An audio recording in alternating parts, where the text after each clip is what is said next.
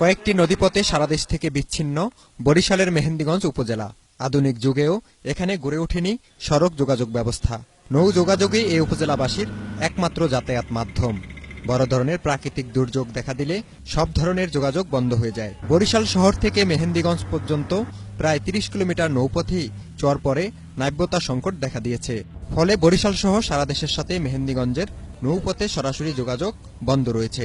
বিভিন্ন এলাকা থেকে আসা লঞ্চ মেহেন্দিগঞ্জ যেতে না পেরে মাঝ নদীতে যাত্রীদের ছোট ছোট নৌকা ও ট্রলারে উঠিয়ে দিচ্ছে। চরের জন্য শ্রীপুর হয়ে 1 ঘন্টা রাস্তা বেশি ঘুরেও আইসা তারপরও আমরা মেহেন্দিগঞ্জ স্টপেজ করতে পারি না।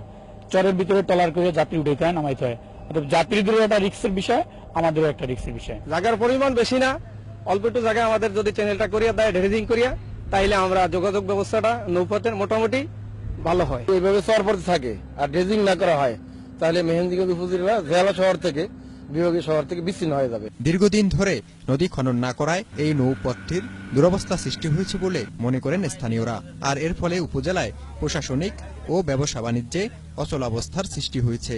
বরিশাল বিআইডব্লিউটি এর উপপরিচালক আবুল বাশার মজুমদার নদীতে চর পড়ার কথা স্বীকার করে বলেন, বরিশাল টু মেহেন্দিগঞ্জ নৌ রুট সচল করতে প্রয়োজনীয় ব্যবস্থা নেওয়া হবে। মেহেন্দিগঞ্জের যে পাতারাটে যে অংশটা, সেটা নাব্যতা সংকটের এটাকে দ্রুত করার জন্য আমরা আমাদের কর্তৃপক্ষের বরাবর আমরা লিখছি এবং কর্তৃপক্ষ আমাদেরকে আশ্বস্ত করছে যে অচিরেই ড্রেজিং করবে।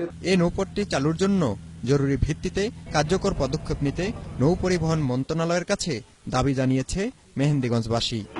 Bureau report, ATN Bangla.